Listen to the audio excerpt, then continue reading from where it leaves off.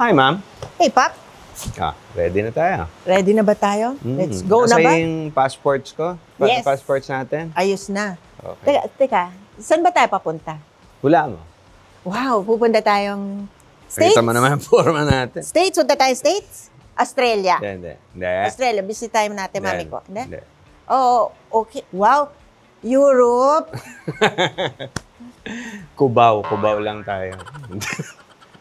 Cubao tayo. Ang layo nun eh. Nag-ayos ako para sa Cubao. Wala Makati hanggang Cubao. 2 oras na ngayon. Para ka nagbiyahe na. God. Tsaka malamig sa pupunta. Malakas ang aircon dun sa pupunta natin. Ganun ba yun? O, sige, at least ready ako, di ba?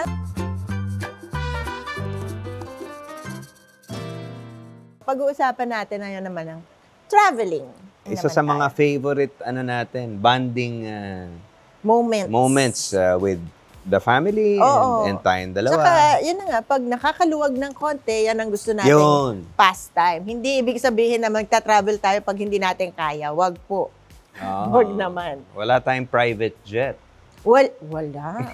Sayang. Wala. Sana naging corrupt politician na lang ako para... Inay ko po! Bukod sa enjoy, it's very important. Ano yung kasabihan? Travel is like a book. Those who don't travel... Only read one page. Yan. Ganda, no? Ganda ang kasabihan. Yan yung kasabihan na meron. Ang travel kasi is a learning experience. Yes. Nakikita mo yung difference from the Philippines. And mostly, it's a sad reality. Tama ba? Na makikita mo yung kalagayan nila. Bakit sila ganito? Bakit ang ganda ng transport system nila? That's one of the major things that I notice. Yes. Pag nagta-travel tayo. Marami kang napapansin talaga. Sabi nga nila, things you will learn through experience, hindi mo talaga matututunan yan sa eskwelahan. Another thing is learning different cultures. Yes. Iba yung nakikita mo sila mismo eh. One thing about traveling also, doon mo makikita ang tunay na ugali ng tao. Yan. Pagka lumalakbay kayo. Yes, because iba yung dito kayo, magkikita lang kayo for lunch, for dinner, for gatherings. Iba yung araw-araw, kasama mo ng may usapan na kayo, ganitong oras tayo magigising, ganitong oras tayo lalabas para sabay-sabay. Doon na lalabas yung mga... Asan na si ano? Asan na si Pop? Asan na si Jano? Gising na ba si Pop? Yan. Saka dito mo rin makikita kung yung taong kasama mo or kaibigan na kasama mo, gusto mo bang kasama sa kwarto? Ayan. Lalabas na yung magulo sa gamit. Merong sa CR. Makalat. Madaling mapagod. Madaling mapagod. Walang pasensya pag nagsha-shopping yung di ba? Kasi intayan yan grupo Diyan din yung parang namamahay ka, hindi makatulog. Ako yan. Hindi, ikaw, lahat naman, hindi ka makatulog. Pero meron yung ibang tao na hindi sanay na bagong lugar. So medyo, kung kasama mo sa kwarto, kailangan nakabukas yung ilaw, o kaya may maingay. Pero kaibigan mo so pagtsatsagaan mo. Tsaka doon mo rin makikita, ay pihikan pala to, ayaw niya ng gantong pagkain. Meron mga ganong ugali na hindi mo nakikita sa pang-araw-araw mong kasama. Pagkasama mo mga kaibigan. So, malamang, after isang travel, ayaw mo na makasama. Magbabago na ang pananaw mo sa isang tao. Pero importante, one big difference, tayong dalawa. You can travel alone. And you like it. Yes. Ako hindi. Na parang napapraning ako na mag-isa. Parang, wala akong kasama.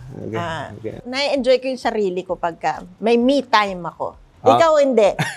Alam nyo, mga kaibigan, ito yung isa sa pinakamahirap na kasamang mag-travel.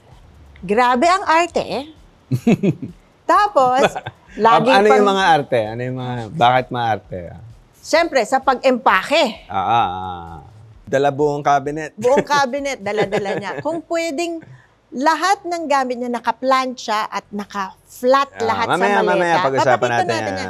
Kunyari, nasa ibang bansa ka na. Pagbukas mo, ina-expect niya, malinis at planchado pa rin lahat. Paano? Alam mo, ang dahilan nun. Kasi, di ba, usually, pagdating mo doon at may pupuntahan kayo sana nagdala ako ng ganito o kaya sana True. pala meron akong wala na, 'di ba? True. So ako, dadaling ko lahat para may choice ako. Ganun ang suot mo Ito ang suot ko. Malamig pala. Ito. Hindi pala ganun That's why. Ayan. Kaya, That's why. sandamak-makandal ako. That's why when you travel, kailangan mo talaga mag-prepare in the sense na, number one, for me, gumagawa ako ng listahan. Ito, matipid to magdala. Pero hindi, simple ka lang talaga magdala. Ako kasi iniisip ko yung magpipicture ako doon, magbi-video ako doon, magti-TikTok ako, 'di ba? Kailangan alam niyo na kung sino na lang yung cameraman sa likod. Ito nung maarte. Ito pipilitin mo pa para magpicture Diba? Ganun talaga. Umpisahan natin sa very first travel natin. Do you remember? Gosh. First time natin sa US was a show that I had. Yeah. Tatlo kami. Regine, ako, Ariel Rivera. Oh, okay. Diba? Yun. We had a show sa Universal pa. Siyempre, dahil may show, kailangan ng work permit. Diba? That's true. Ang problema, last minute, nakuha na ni Regine yung kanya, nakuha na ni Ariel yung kanya. Dumating na yung araw na yun, wala pa rin yun sa akin. So sabi nila, doon na lang natin abangan yung work permit mo. So we needed to travel as tourists. So sa embassy. So sinabi natin kay Alisa, pupunta tayong Amerika, mamasyal tayo, punta tayong Disneyland, ganyan. Ganyan. Chi, ganyan. Maliit pa si Chi, mga 6 years old. So tinanong si Alisa, so what are you gonna do in America? Ang sagot ni Chi, may papa sa show. Hay! Naku! Patay kami. Sabi ko, she means here in Manila. I have a show here. Eto na ngayon, pagdating doon, mag-show na, wala pa rin yung work permit ko. So, anong nangyari? Nahihiya naman ako kasi manonood yung mga Gibbs. Sabi ko, paano naman to? Inimbita ko na yung mga kamag-anak ko. Hindi man lang ako mapapanood. Sabi ko, manonood na lang ako, mag-show kayong dalawa, tawagin nyo na lang ako. Parang, uy, gano? Parang ganon. Ano naman? One song. Pagbigyan mo naman kaming kanta. So, gano'n na nangyari. Para lang makita naman akong mag-perform ng mga kamag-anak ko sa US. Hi, our relatives in the US, the Gibbses. And everybody and everybody else, hi. Yeah. So, yun. At least nakapag-show ka. Pero after nun, the next city, nakuha naman na yung permit. Diba? Yes, tama. Nakuha naman na. Umabot pa rin. Meron tayong show na Ano yun? Kasi pagka nagta-travel kami, si Bing ang tumatay yung manager ko pagka nag-show kami. Siya ang tigasingin. Meron akong show. Hindi ako binabayaran. Tapos na yung show. Binibigyan si Bing, barya-barya. Ito muna, Init ng ulo ko. Madami tayong experience is Australia. Yes. Because your family have been residents there for quite some time. Yes, my parents. Ikaw naging resident ka for a while. Yes, resident ako. We even at one time bought a house there, yes, diba? Yes. Sa Australia. In And Australia. yung kasal ni Chi doon sa Australia ginawa. Yes, that's true. So Australia is very close to us. It's our second home. Yes. So bukod sa Australia and the States, saan pa ba yung mga favorite spots mo? Amsterdam. Ang sarap-sarap na mga pancakes nila. Talagang pancakes. Napakaganda po sa Amsterdam. Ang Amsterdam, maganda kasi, para siyang maliit na pinagsama-samang mga European countries na lahat nandun lang, di ba? Hindi ka mahihirapang very friendly. Tsaka maganda. Tapos, siyempre, ikaw, pag nagta-travel, ako kasi mas gusto ko yung mga, pero mas gusto ko yung mga country na malamig-lamig. Hindi. Ako, siyempre, gusto ko ng malamig-lamig. Siyempre, nakakatuwa rin naman yung mga areas na tropical. Masarap din naman. Lalo na pag malaki kayong grupo. Pag dito, siyempre, Balisin tayo. Boracay. Siyempre, Palawan. Bohol, maganda rin. Cebu, nag-ano na tayo, yung whale shark diving. Oo, natakot ako doon. Si Bing po, pag tubig, Whale shark ka na. Nakaganon lang yan. Gaganon lang yan. Yeah. Ayaw ko po. Takot ako. Kami, nung tatlo, kami. Oo. Maano kami sa hindi ka masyado water. Hindi. Nagdadasal na lang ako, hindi kayo lunukin nung shark. Ganon lang yon. Ako takot ako sa tubig. Siya naman takot sa eroplano, takot sa hangin. Papa-take off pa lang, medyo nag-hyperventilate na po ako. Ganito na yung itsura niya. Hindi pa. Paakyat. Medyo, maganyan na ako. Ngayon, pag nasa taas na at medyo gumanon, may turbulence. Gaganon na ako kay Bing. Kahit na tulog ka, may nakakapit na ganyan, di ba? Although medyo na-overcome ko na lately, di ba? Kasi pag nasasanay ka. Pero aminin mo, every time nagta-travel tayo, namimili ka ng katabi kasi gusto niya, meron siyang maahawakan ka agad. Kung hindi si Bing, si Chi at si Gabs. Para meron akong... Hindi siya pwedeng mahiwalay. Alam nga namang hindi ko kilala. Hi! Well... Get the hell out of... Well, get off me! Di pa ba nangyayari yun? To one of our favorite places, pumunta kami ng Japan. Yan. Isa sa mga, nakailang beses na tayo sa Japan, no? Kasi favorite natin. Oo, ang ganda-ganda ng Japan. Ibang mundo kasi siya. Bukod sa malamig, sarap ng food. Mababait ang mga tao. Yeah, it's a food destination. Sarap The shopping is great. Oo. Iba yung mabibili mo doon. Hindi mo makikita sa States. We have one very memorable travel to Japan with our extended family. Yes. Asawa ni Chi, si Anton, and his family. Balain si Gabby natin. and her partner, si Marga. Yes. We'd like to show you a few of those memories in Japan. Hey, Universal Studios! Here we come!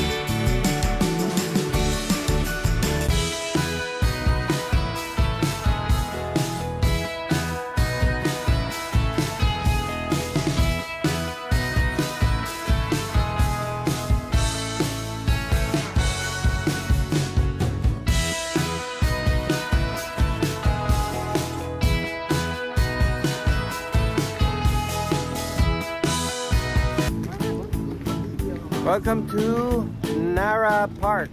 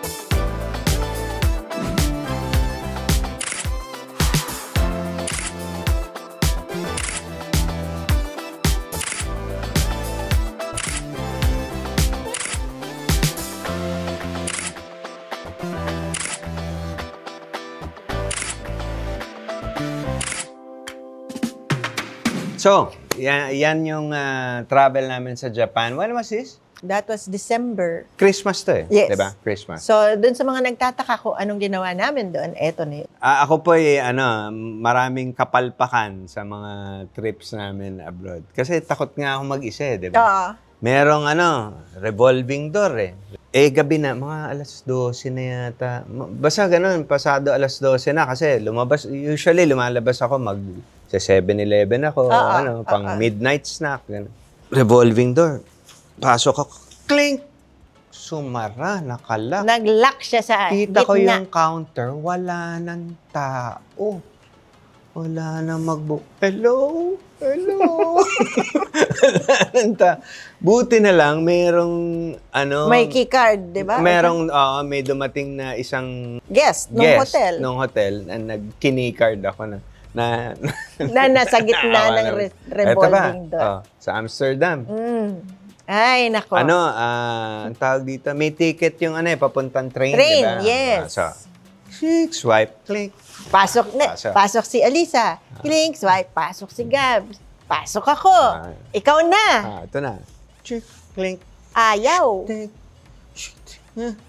Nandyan sila sa harap ko. Ayaw. Nagpanik ang lolo mo. Ayaw. Siyempre, anong ginawa mo? Sabi mo, bumili ka uli ng ticket. Wala akong pera. Tumalon ako. Alam mo, buti hindi tayo nasita nun. Sorry, pero walang hiya mo nun. At sumampa ka talaga. Last na. Oh my God. Last na. Nasa kami? Tram. Parang tram, di ba? Sa Amsterdam. Paikot lang ng city yan eh. Siyempre, iba yung nakasulat ng mga na stops. Di mo maintindihan eh. So kami, biglaan yung mga ito na ba? Ito na, let's go. Ganun. Ito na yung stop natin. Oy, nasara na ako. Nasa labas na sila. Nandun na kami lahat sa labas. Bye. Sabi ko, paano ako? The next stop, di ba? Nag-stop naman sila kasi pinindot ko yung parang naawa sa So, dyan nyo po talaga makikilala ko ano ang ugali ng mga kasamahan ninyo pagka nagta-travel kayo.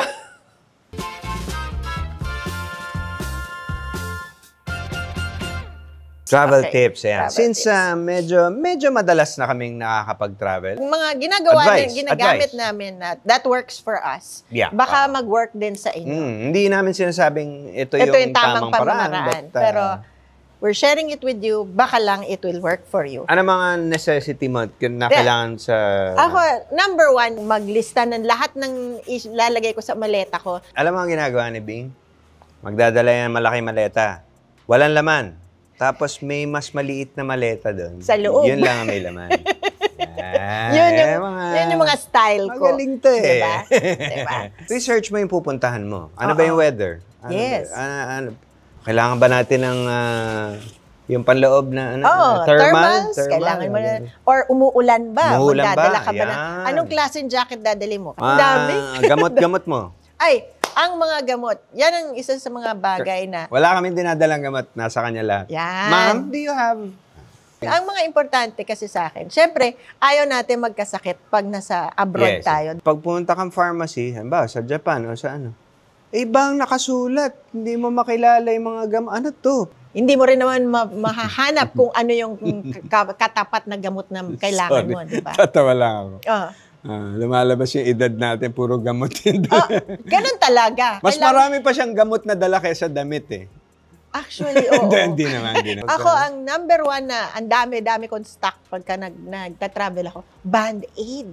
Bandages. Kompleto yan. Lahat ng Girl size. Scout yan, Girl Scout. Kasi, pag lakad tayo ng lakad, di ba, pumapaltos yung mga paa natin. So, always bring comfortable shoes. Siyempre, sa hand carry, as much as possible, wala kang lighter, wala kang mga gunting, any sharp object, yes. any liquid na over 100 ml, bawal din yan. Bawal, yung mga hairspray. Kahit gusto kong magdala ng hairspray sa bawal yan. Ngayon yata, parang bawal na ang power bank.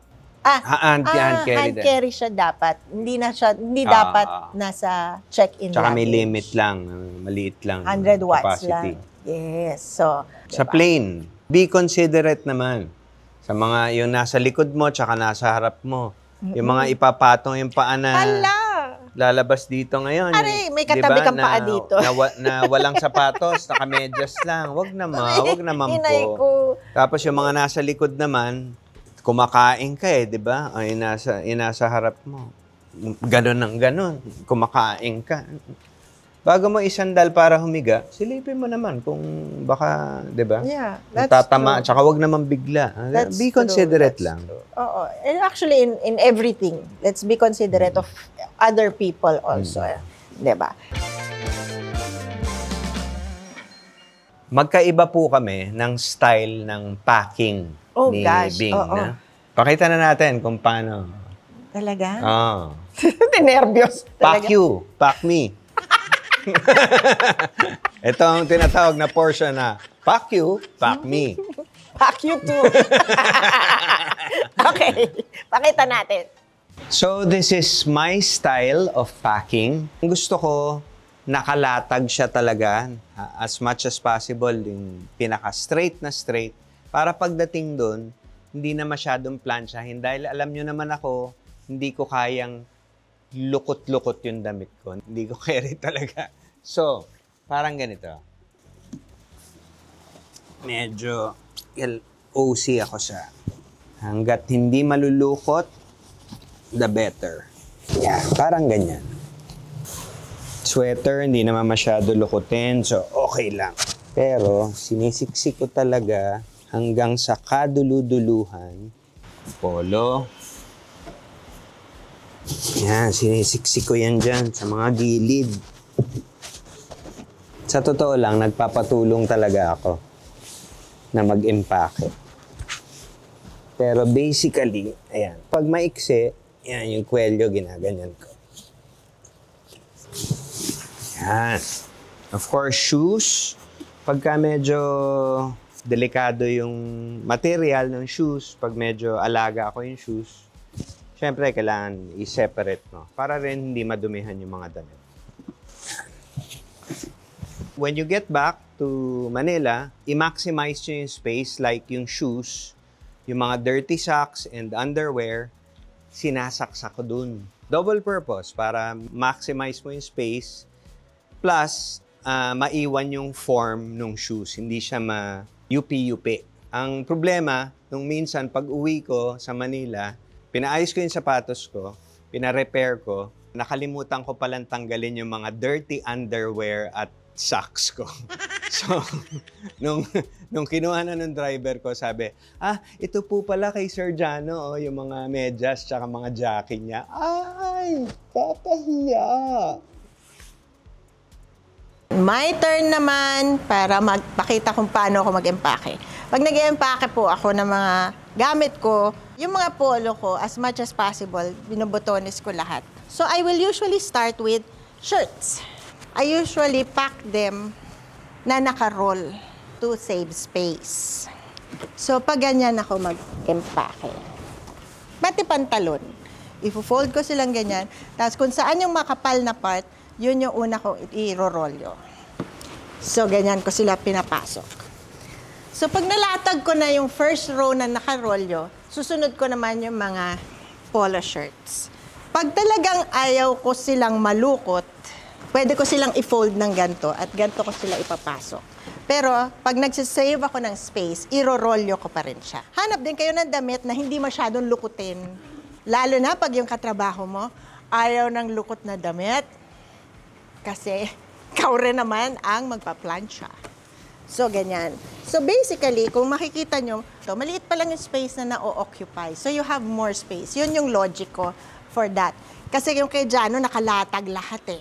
O yan. Another advice, kasi sabi ni Jano na sinushoot niya sa mga sapatos niya yung mga dirty socks and stuff like that. Oo, sa mga babae. Magbaon na rin kayo ng maliit na sachet na detergent. 'Di ba? Para mas madali. For you, konti lang ang dadalhin mo, you just wash them after overnight na sampay. Tuyo na rin na kaagad naman yun kasi maliliit lang naman siya. So, ayan. Patapos na ako mag-empake. And that is how I pack my maleta. So, ayan ang pamamaraan namin ng pag-empake. Yan. Sana may mga napulot kayo. Oo. Kaya pangit o maganda sa mga advice namin at mga experience namin. Yes. Sana may natutunan kayo. Pero kung wala, please, like and subscribe pa rin, ha? Yan. Mag-comment din kayo kung saan kami magandang mag-travel, yung mga hindi pa namin napuntahan. Yes. Baka pwede namin puntahan. Kahit dito sa Pilipinas. Oo. Or kung gusto nyo kami invite nyo na rin kami. Tama! So, we'll see you again next week. Sige, halika na. Late na tayo sa flight natin. Okay. Pakubaw lang naman tayo. Kaya nga, nandyan na yung Grab eh. 2 minutes away eh. Bye! See you!